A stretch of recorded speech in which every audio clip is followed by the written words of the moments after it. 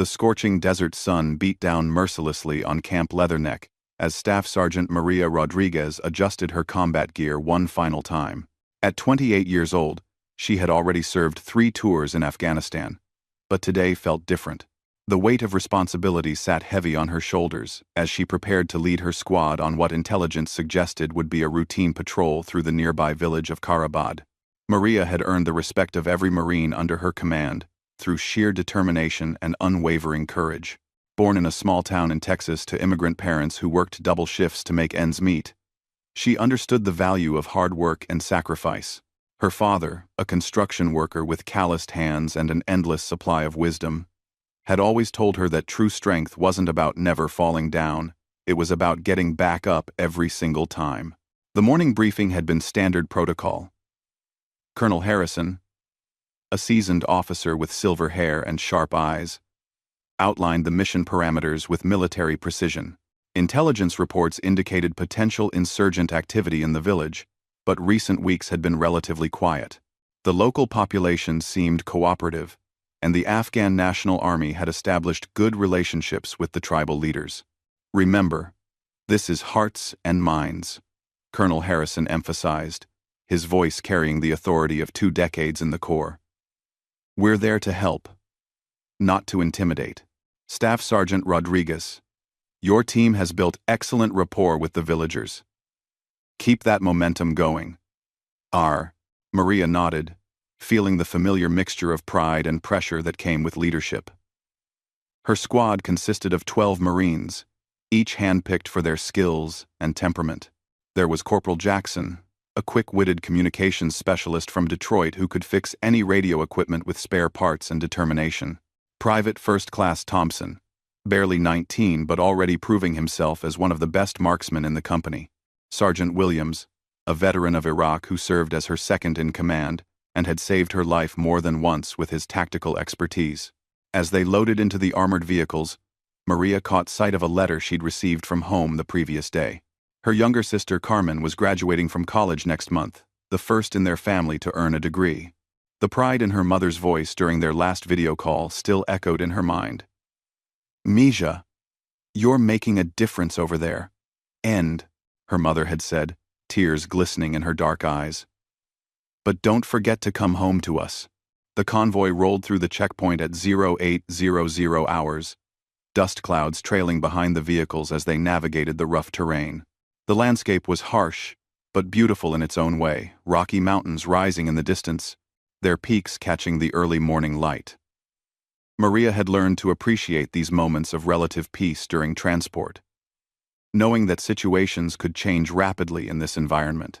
20 minutes into the journey, their interpreter, Hamid, pointed toward a cluster of mud brick buildings ahead. Hamid was a local man in his 50s who had been working with American forces for over a year. He had a gentle manner and spoke excellent English, having studied at Kabul University before the conflicts began. His knowledge of local customs and language had proven invaluable during previous missions. Staff Sergeant, the village elder wants to show you the new well, Hamid explained, his weathered face creasing into a slight smile. The one your engineers helped them dig last month. He says the children have been getting clean water for the first time in years. Maria felt a surge of satisfaction. These were the victories that mattered, not just military objectives, but real improvements in people's lives.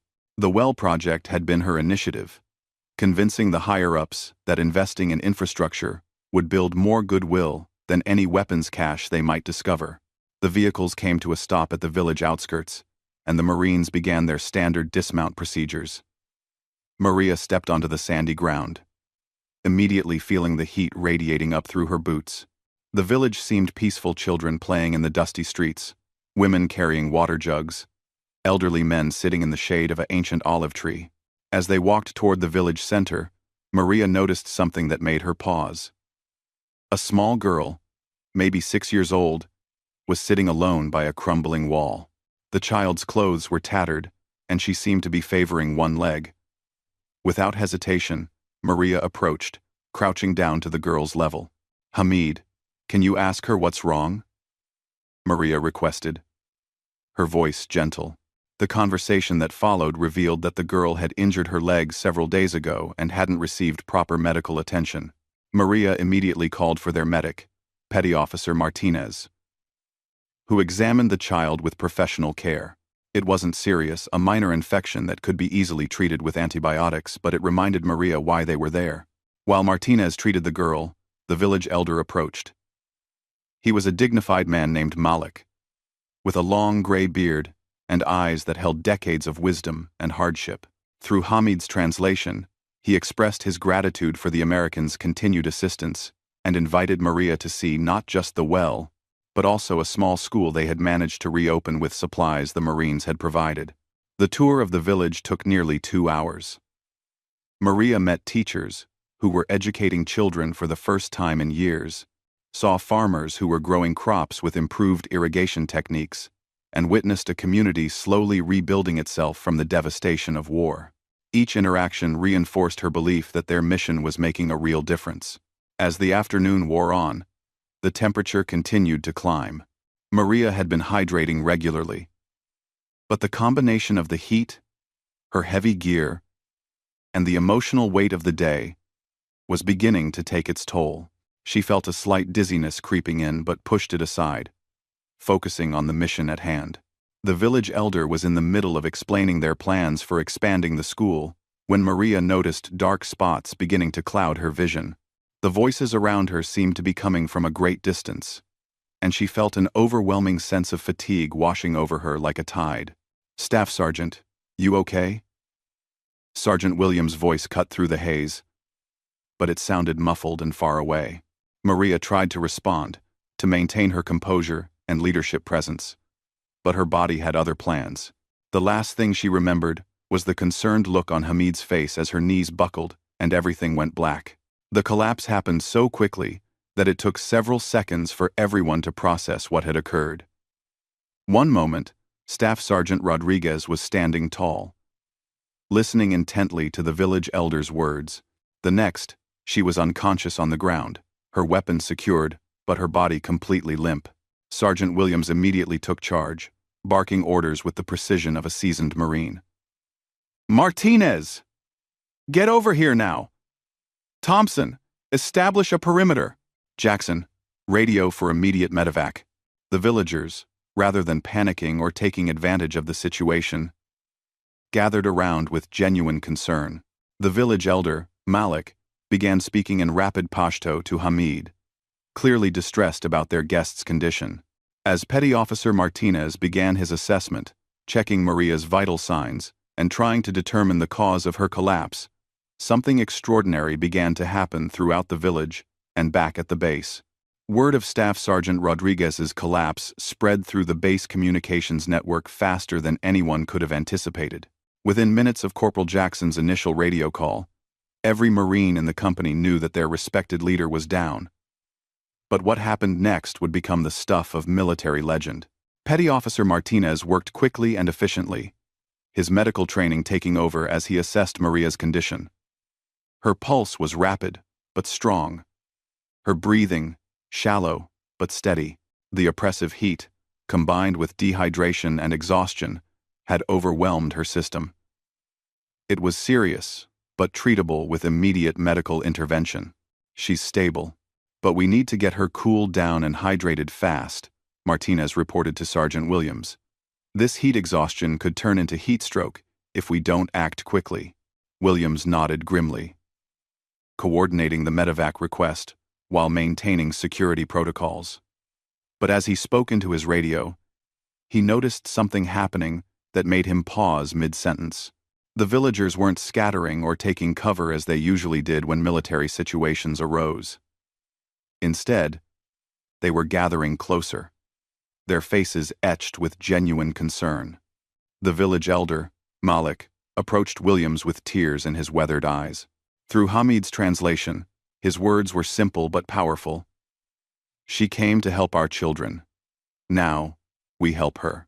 Without being asked, the villagers began bringing whatever they could to assist. Women appeared with clean cloths and cool water from the new well Maria had helped them build. Men carried wooden boards to create shade structures. Children, including the little girl Maria had helped earlier that day, sat quietly nearby, their young faces serious with worry. Back at Camp Leatherneck, Colonel Harrison received the situation report with the kind of concern reserved for family members. He had watched Staff Sergeant Rodriguez develop into one of his finest non-commissioned officers over the past 18 months. Her dedication to both her Marines and the Afghan people had earned her a reputation that extended far beyond their immediate unit. "Sir," came the voice of Master Sergeant Peterson over the radio. "The entire company is requesting permission to provide assistance." Harrison paused, understanding the implications. In military protocol, such requests were unusual. But Maria Rodriguez wasn't just any Marine. She had touched the lives of hundreds of servicemen and women through her leadership, courage, and unwavering commitment to doing what was right. "Denied," Harrison replied, though his heart wasn't in the refusal. "We can't risk additional personnel for a single medical evacuation." But something was already happening that Harrison couldn't control through radio commands or military regulations.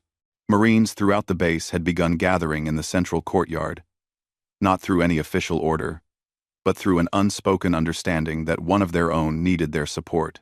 Private First Class Anderson was among the first to arrive at the courtyard. Maria had been his squad leader during his first deployment, and she had quite literally saved his life during an IED attack 6 months earlier, when shrapnel had torn through his leg and panic had set in.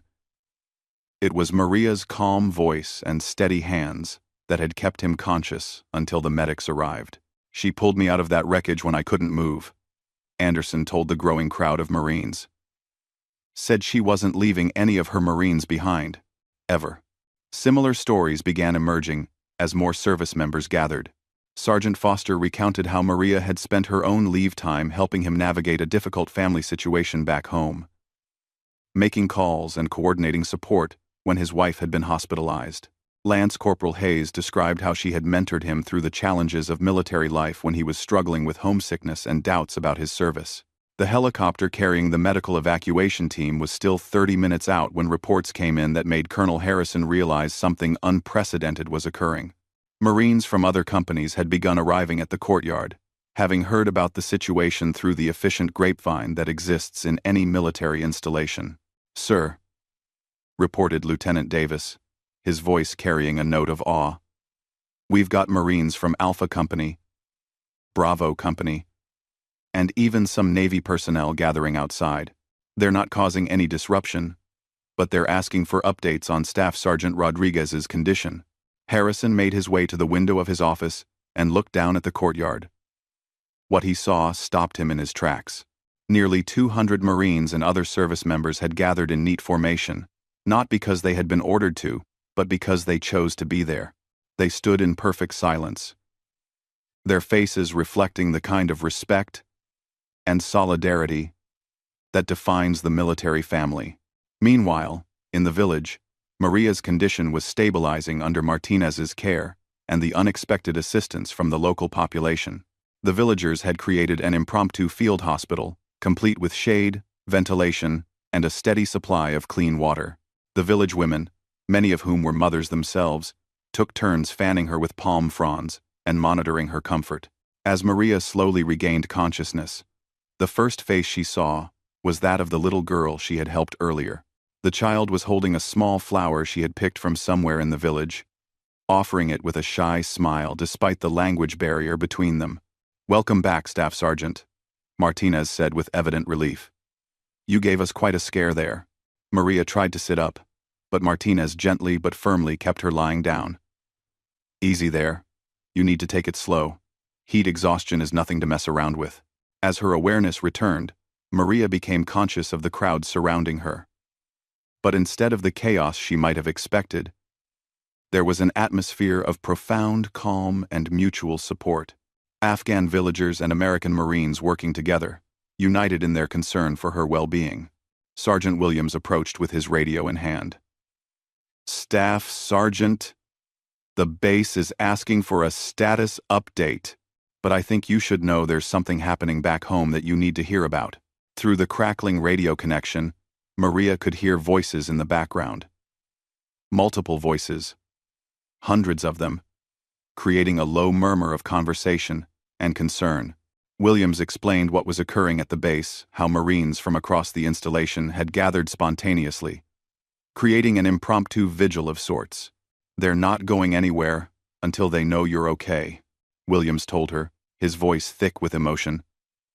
"Every single one of them has a story about how you've helped them or someone they know."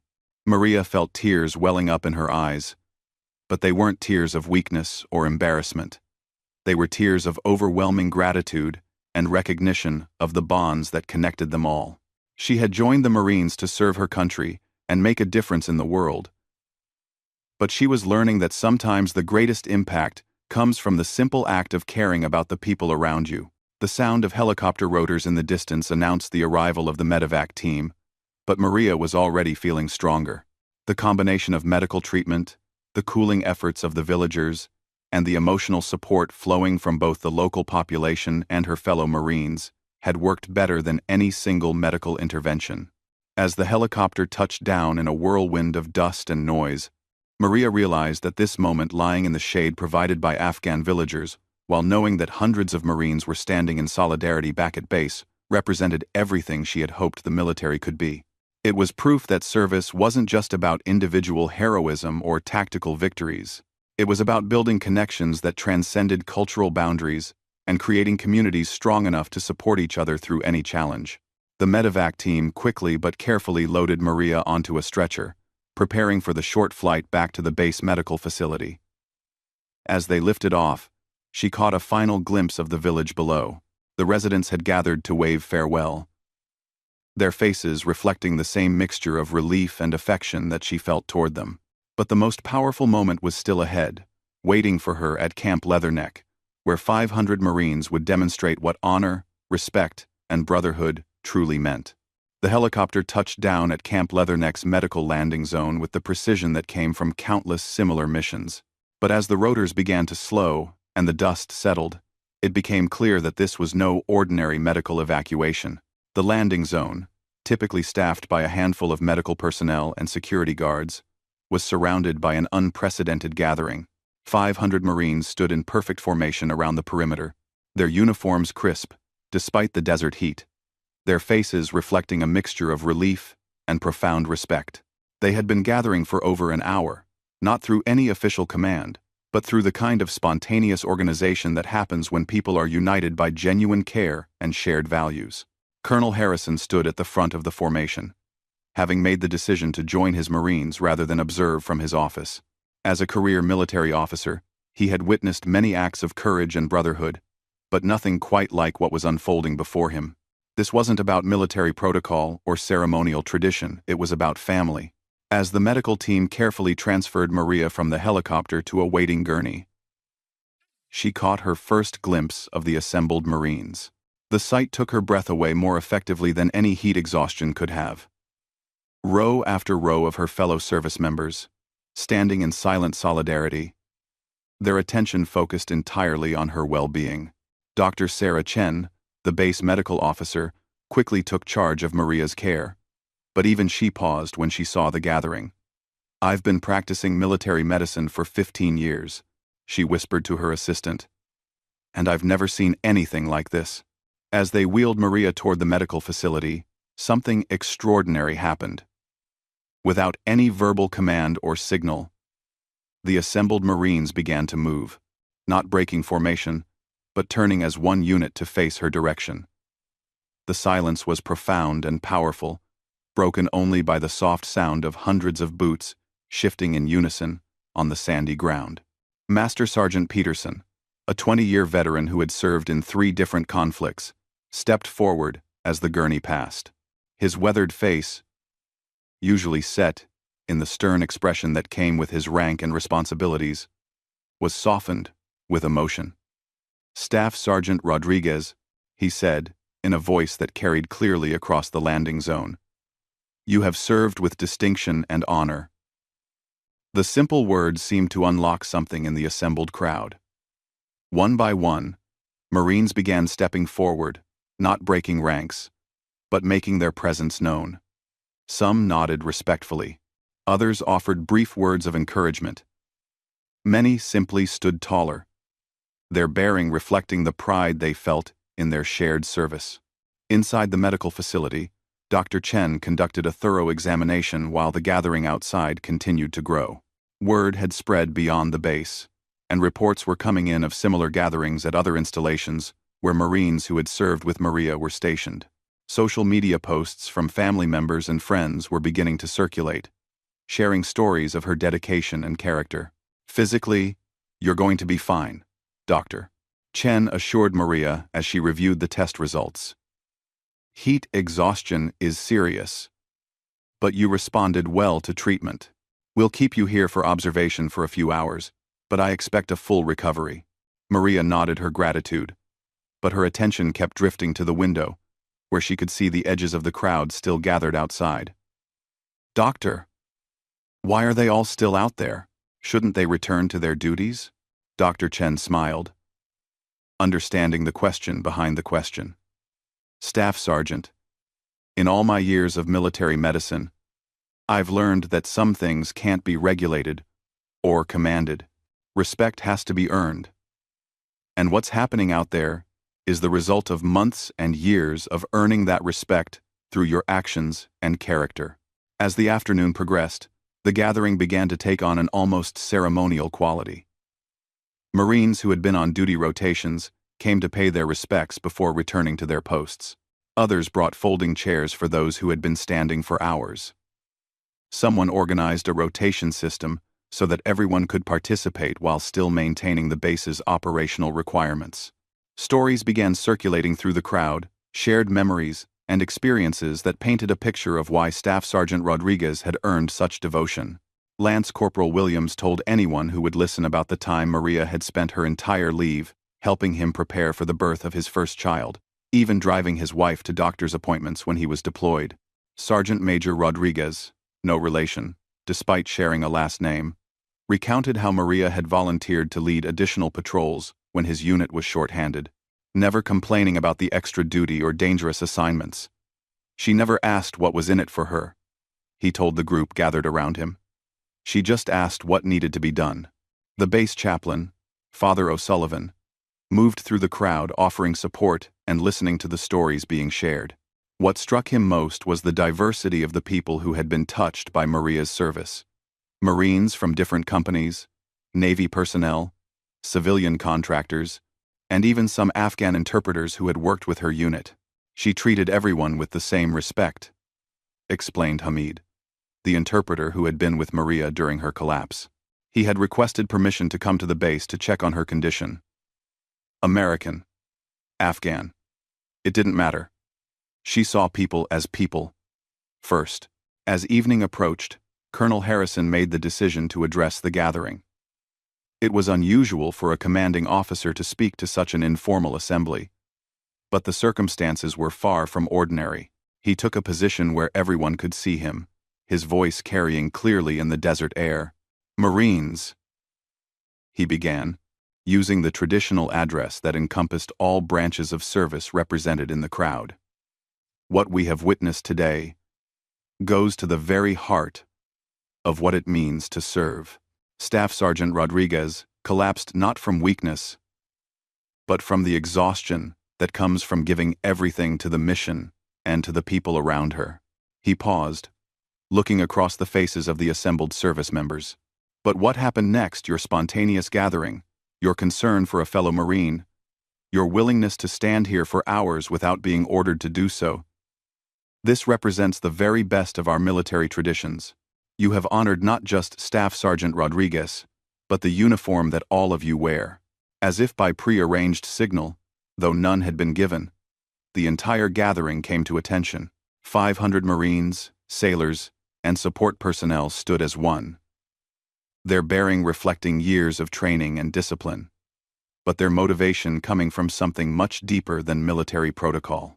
Inside the medical facility, Maria could hear Colonel Harrison's voice through the window, and she finally understood the true magnitude of what was happening outside. These weren't just her fellow service members paying a courtesy visit to an injured colleague. This was a family, a military family, demonstrating the bonds that made their shared sacrifice meaningful.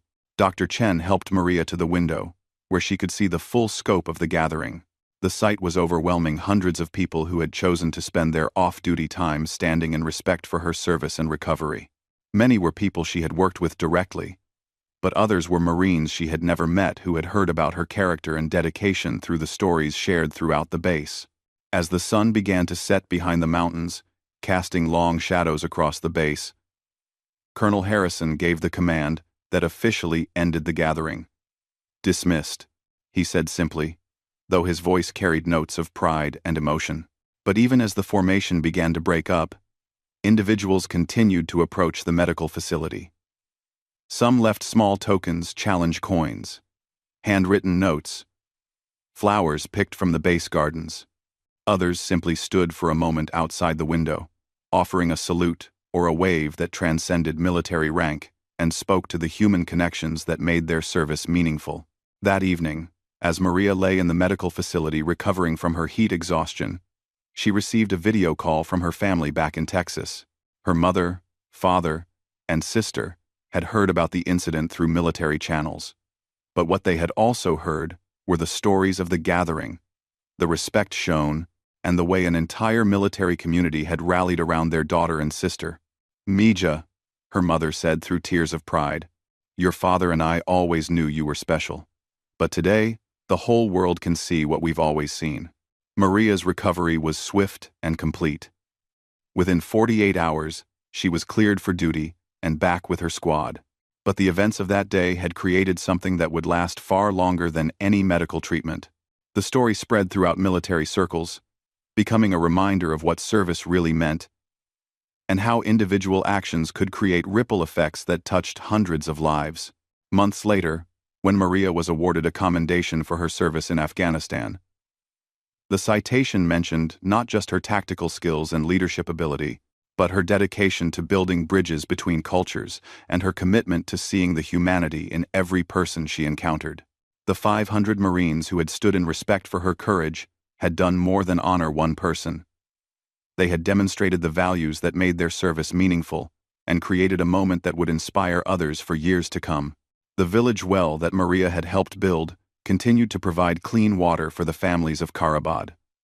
The school she had supported graduated its first class of students the following year, and the bonds between the American Marines and the local population, strengthened by moments of genuine human connection, continued to make a difference in ways both large and small. But perhaps most importantly, the story of that day became a reminder to everyone who heard it that true courage isn't just about facing enemy fire or completing dangerous missions. Sometimes, the greatest courage is shown in the simple act of caring about others, building relationships across cultural divides, and creating communities where people support each other through any challenge. The 500 Marines who stood in respect for Staff Sergeant Rodriguez's courage had witnessed something profound that day, not just the recovery of a fellow service member, but a demonstration of the values that made their shared sacrifice meaningful. They had seen proof that individual actions, guided by compassion and dedication, could create bonds strong enough to unite people across any divide.